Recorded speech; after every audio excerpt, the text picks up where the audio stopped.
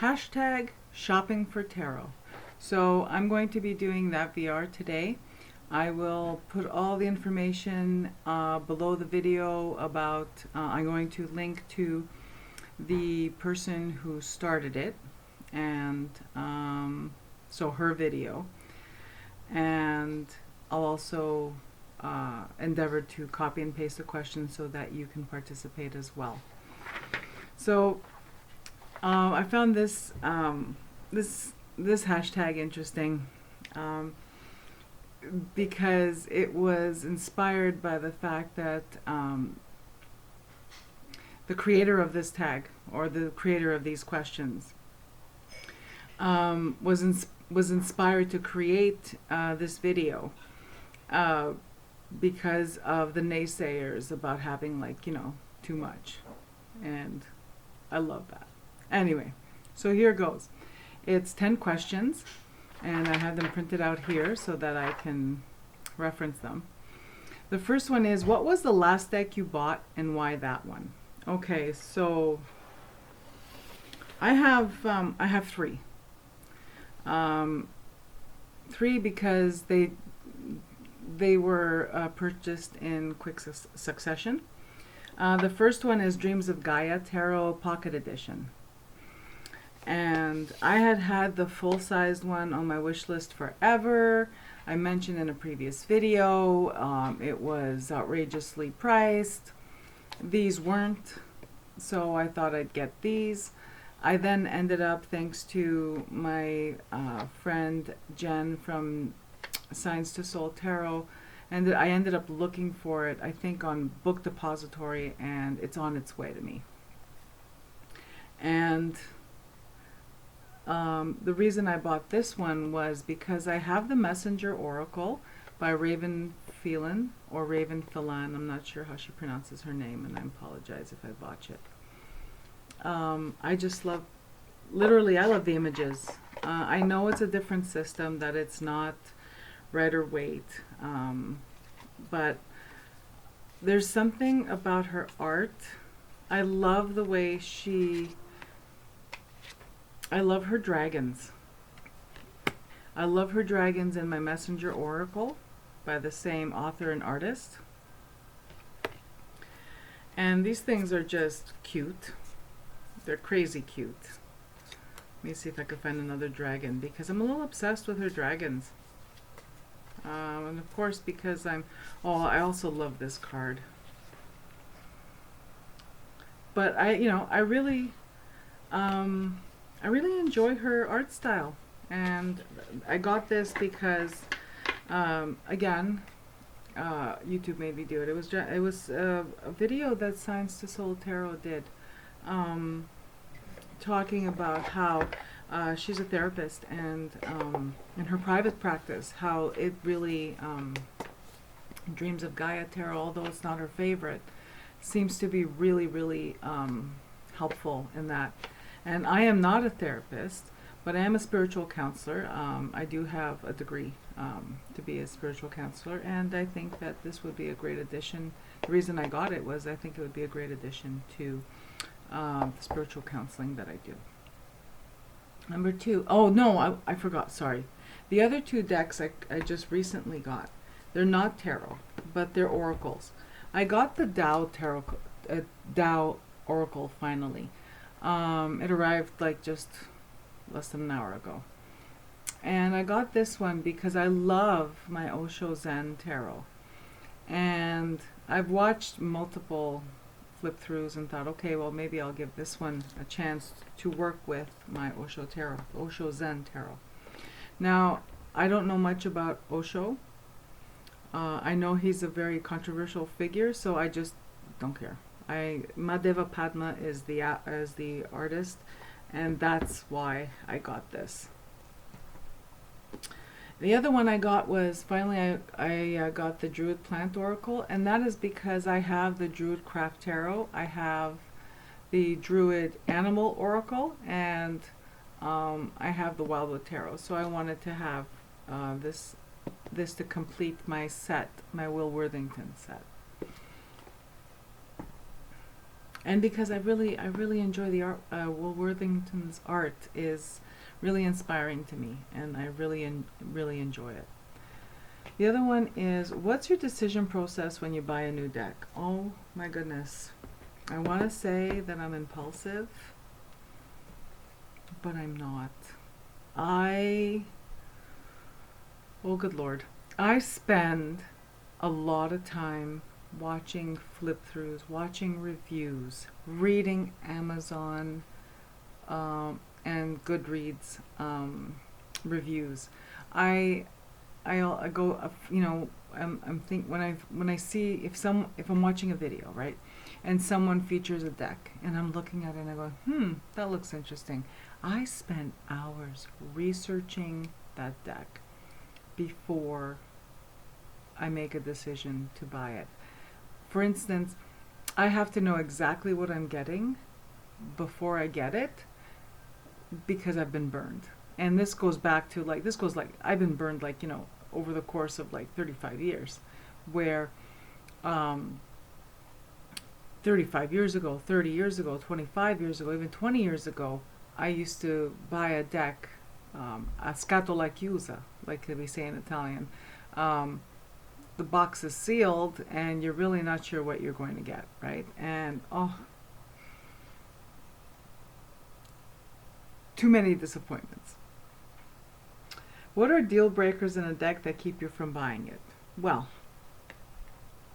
the first deal breaker in a deck is if I don't like the art, because I'm a visual person. If I don't like the images, then I don't get it. And then there's decks where if it's Toth based, I'm generally not going to gravitate towards it, because I'm not wired that way. There's nothing wrong with Toth based decks or the Toth tarot, but I just don't jive with it very well. So I already know that I'm not going to mesh with this deck, so might as well not even try. And I have tried, and it's going to come up in this video. Another thing that's a deal breaker for me is hype. There's a tarot deck that is on my wish list. It was on my wish list prior to being released, when it was on for pre-order, and I didn't order it. And this is the second deck that this happens, and I'm going to tell you what it is. And it has nothing to do with it's not, I'm not dissing the artist or the author. It has a lot to do with the hype. If something is really hyped up, I've been burned with things that are with decks that are really hyped. And case in point, the Wild Unknown, the Tarot, and the Animal Spirit Oracle. Force of Enchantment. I still have not pulled the trigger on it, because it landed in my wish list when it was first available for pre-order, because I saw the artwork on Facebook. But all the hype has made me hold back and think, I'm not sure, and I just can't pull the trigger on it. So it's going to sit on my wish list until the hype dies down, and I can the walkthroughs are wonderful and all this stuff, but there's so much hype, I can't. It's almost like I think it's because it was on my wish list for so long, and then all the hype and all the walkthroughs, it's almost like I have fatigue, sensory fatigue from it. So I'm not even sure yet. So that's one thing that's a deal breaker for me, is if there's a lot of hype, I tend to hold back because I'm afraid I'm going to get burned. Another thing that's a deal breaker for me is themed decks, for the same reason. I own the Game of Thrones tarot, and it was fabulous until, and I watched Game of Thrones.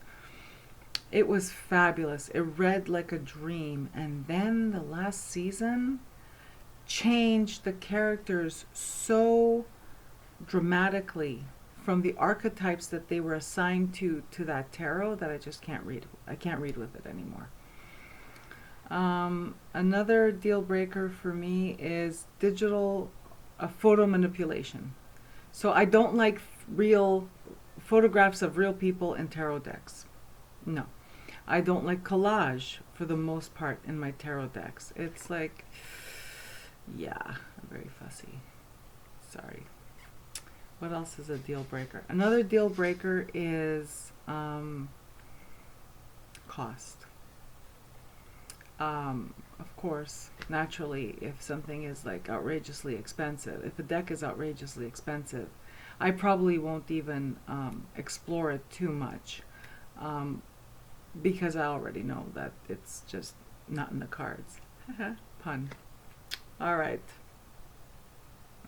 Little white book or big guidebook? I mentioned this in a previous video. Lately, Llewellyn's been putting out these like really beautiful magnetic boxes with these giant guidebooks with colored pictures. That for me is a deal breaker, and I'll tell you why. Because a deck that would have typically, with a little white book that would have typically cost, say, between $25 to $30 Canadian, now costs $50 Canadian. Or sometimes if it's on sale, like, you know, if it shows up a little bit less on Amazon. But like for the most part, you're paying like with with sales tax and everything, like $50 Canadian for a tarot deck that let me just say right out here that Llewellyn cardstock is not good. Not compared to, say, the US Games. So yeah. And it has a lot to do with the fact that I'm not even going, I probably read the guidebook, or I go through the guidebook once, twice maybe when I first get a deck, and then the guidebook is just occupying space on my shelf because I just don't use it. So, but I've also been pleasantly surprised with tarot decks that come with little white book that is like really, really good. I'm using my Ghosts and Spirits tarot for November, and that one just has a little white book in multiple I'm wanting to say multiple languages, but I might be wrong. But the thing is that it has just enough in the little white book. Dreams of Gaia Tarot Pocket Edition has enough in the little white book, but I got interested in, since I was already interested in the full-sized one and had it on my wish list for so long, I pulled the trigger on it, and it's going to arrive sometime, who knows when. It's Book Depository, because I want to see the full-size guidebook. Do you have, what was I saying? The little white book or a large guidebook? Generally, it's the little white book for me. It's good enough. Because truth be told, I have some really big guidebooks I have not delved into. However, I do have Tarot of the Vampires on my Amazon wish list, because I keep reading reviews, and I keep seeing videos where everyone is raving about the guidebook, and I'm thinking, okay, well, I'm curious now. So yeah, so eventually I'll end up getting Tarot of the Vampires. Right now it just sits on my Amazon wish list. Do you have new deck rituals? How do you break in a new deck?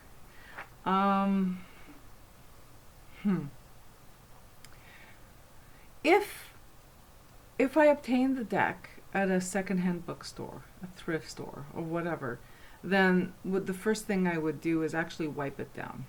I wipe it down with, cardstock permitting, an unscented baby wipe, maybe even a couple of drops of Florida water, at least the outer box. Sometimes if the cards are glossy enough, the cards as well. I'll even pass them through some incense smoke, and that's just to get the negative energy, to get whatever energy, residual energy from where it's been off the cards. But I also do that with anything I obtain from thrift. So yeah. But if it's brand new, like if it comes to me factory sealed, the only thing I do is, I think I noticed that one thing I do is I handle it a lot. So when I get a new deck, I'm handling it a lot. Like I'll be watching other people's YouTube videos and I'll have this deck in my hand and I'll be shuffling it. After I shuffle this deck, like, you know, for I don't know how long, then I'll put it in order again and then shuffle it again. But I don't have these really involved rituals with all my decks. This is factory sealed. It just gets shuffled a lot, then placed in order again, then shuffled again, and we're good to go. And like I said, the whole cleansing process with anything I buy secondhand. Have you ever been disappointed after getting a deck because it felt different than expected? And then the bonus question is, have you ever been pleasantly surprised by a deck after getting it? Okay, so disappointed. 2. This one. This one has shown up in other videos, I'm sure. At least that one more past video.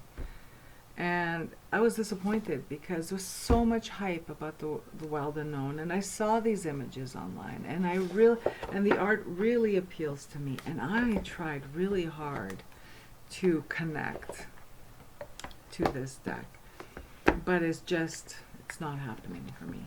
I tried so hard that I actually applied color, and I applied the keywords the way that I saw another YouTuber do, and I still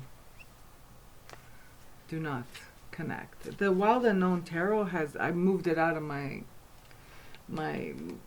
home like months ago. Like I think it just went in a donation box, and this is mass produced, and so is the Wild Unknown Tarot. I don't know. There's either it's the hype, or there's something about me that just doesn't get it. But the correspondences in these cards do not jive with my years upon years of working with symbolism and stuff like that. So it just didn't work for me. Another one is this, the Gil Tarot. I love this deck. I love everything except for one thing about this deck. I even have, like, this is a little white book. I even have the full guidebook on my Kindle. I spent the time and energy to trim all the white borders off. Okay? Look at this. However, I know this is Thoth-based from what other people have said and from other reviews, and I think the art is brilliant. I love the art. I love these big numbers. I don't mind the keywords or anything like that. They just don't look at this. I even edged. I did a multicolor edge on this deck. I spent a lot of time with it. I edged each individual card with the marker the colored marker that matched the dominant color on each card. It's like, I really invested a lot in this deck. I can't freaking read it. I read it, but it's not, I feel as though, when I'm reading this deck, I feel as though a lot of these cards contradict me, and it makes me just stop, and it just stops me in my tracks. I have difficulty reading this deck, and it bothers me because it's beautiful, and I invested so much time in modifying it, and like, no one's gonna want this deck after it's been modified like that. But anyway, and another one that if we're still talking about, have you ever been disappointed after getting a deck it looked and felt different than expected? This one.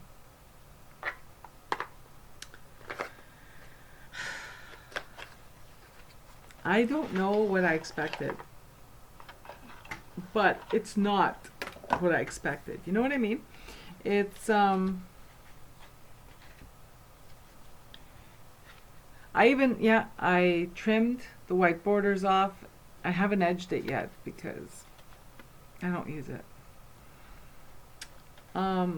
I don't know if it's the art style, if it's because it's so 1980s that it rubs me the wrong way.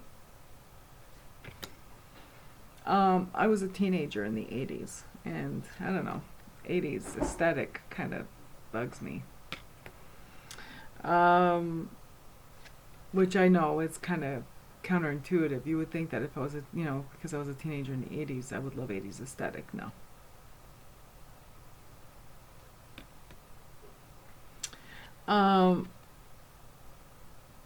I have the full guidebook, and it's like I get nothing. When I use these cards, I get nothing. They could just they're Rider Waite with these herbs on them, and I often disagree with the herbs that are chosen, and I think that's what hinders me from enjoying this deck. So this is another one. Unfortunately, I trimmed it already, and but it's going into the basket to be moved out with regrettably the Guild Tarot. Have I ever been pleasantly surprised? Brace yourself, you know what I'm going to bring up. It smells of sandalwood. That's why I sniffed the bag. Okay. Have I ever been pleasantly surprised? Yes. Yes. I didn't know I loved Will Worthington's art until I got the Druid Craft. The Druid Craft pleasantly surprised me. I adore this deck, as you already know. And the other one that pleasantly surprised me and I received as a gift is the Wildwood. And this one's still in order because I'm still learning.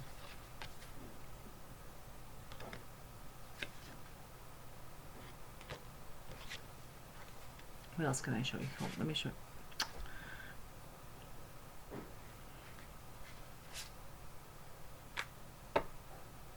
So yeah, I was pleasantly surprised by these decks illustrated by Will Worthington, because clearly I totally jive with the artwork, and I haven't even cracked open the guidebooks. I have the large guidebook to the Druid Craft, and I have the guidebook to the Wildwood. I haven't even opened them up yet, and I was just pleasantly surprised at how much I love these. Do you interview new decks? Do I? No, I guess I don't interview new decks. What I may, as you know, in my process of shuffling them and getting to know the feel and all that, I may ask questions such as, what's the energy of this deck? What's this deck best used for? But it's not a planned thing, and it's not organized in any way. It's just at random. Like sometimes when I'm going through the decks that I own, trying to decide if I'm going to keep them, I'll actually ask the deck, should I keep you? And this one says, no ma'am, I'd like to move on. So you know what I mean? So that's as far as I go with the deck interview. To me, the cards are tools, but at the same time they do have a personality. So I'm on that fence. Do you ever buy decks for a specific purpose, only using it for that one?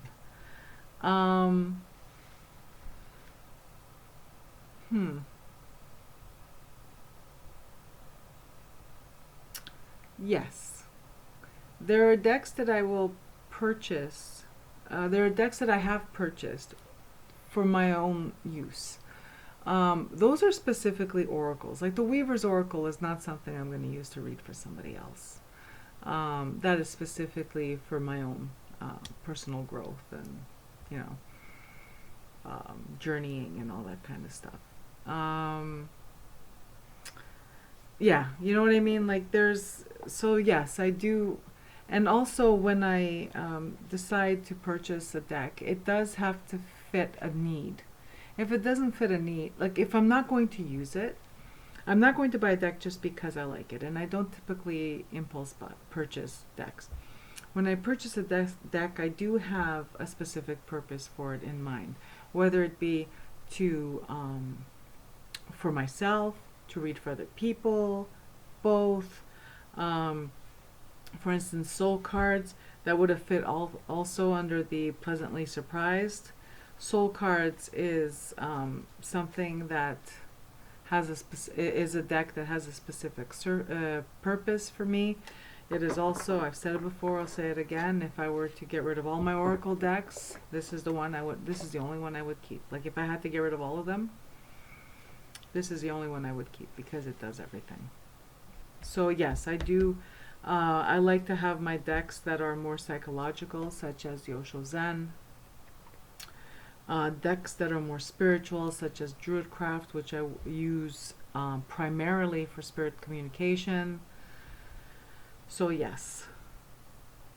Do you differentiate between decks you buy for yourself and decks you would use for other people? Do I differentiate? So I don't need to, for instance, this is my copy of the Druidcraft. If I feel called to use Druidcraft to read for someone, I will use this one. I don't feel the need to own a second copy of the same deck, one for me and one for when I read for other people. But I do differentiate between the decks that I would use for myself and I use for other people. And a lot of it has to do with, I've mentioned this before, know your audience. I would never in a million years show up, let's say at a book signing, like if I were going to like one of my book signings and I'm doing psychic and tarot readings at the same time, I would never show up with the Marielle, only the Marielle, because know your audience, right? So if I were to be strict about this, it's like if I'm reading for someone else, it's automatically I'll reach for my Centennial Rider-Waite or any other one of my Rider-Waites, which I have at least 5, I think. I have the Centennial, I have Albano Waite, I have a vintage one, I have Hoi Polloi, and I have the original Rider-Waite with the light blue and white lily backs. So yeah, for the most part, if I'm reading for other people, I seem to reach for Rider-Waite, and that just has, or my Morgan Greer, and that's just because those were the decks that I began reading for other people, and I've always used them for reading for other people. But if I felt called to use my Druidcraft, I would pull out the Druidcraft. I have done readings for people with my Tarot of the She because it called for that She energy. And number 10, what is the one thing you wish deck creators would do more of, or stop doing? I don't. My beef is not with the deck creators. I don't think it's the deck creators that are doing this, but those. I'll go back to. I'm sorry, I'm picking on Llewellyn because you know what? I do appreciate how beautiful the packaging is and the product they are putting out. I'm absolutely appreciative of those boxes. However, they're charging $20 more for those sets in Canada, and the cardstock is shit. So I wish they would focus more on the cardstock, and maybe for the cost, like, you know, maybe offer. I think B from McCully Sunflower said it best. You know, at least give you the option, if you don't need the giant guidebook, that you could purchase the deck and the same deck in a tuck box with a little white book.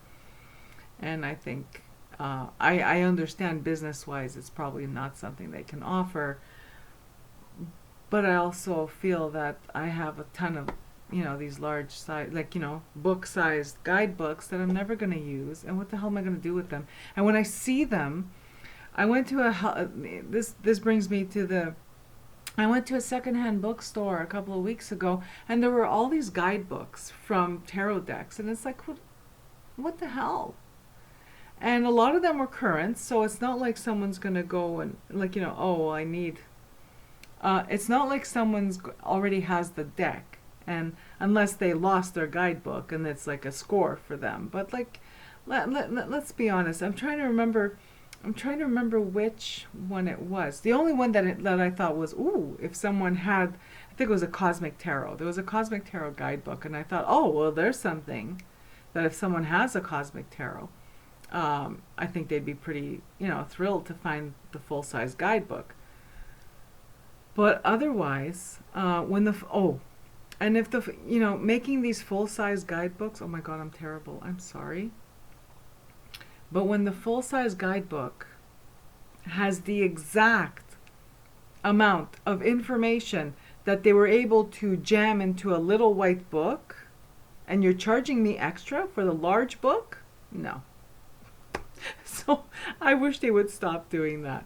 If you're going to offer a larger guidebook, at least have more content. Oh my goodness. Yeah. Anyway, that's it for me. That was hashtag shopping for tarot, and that was my those were my answers to the 10 questions.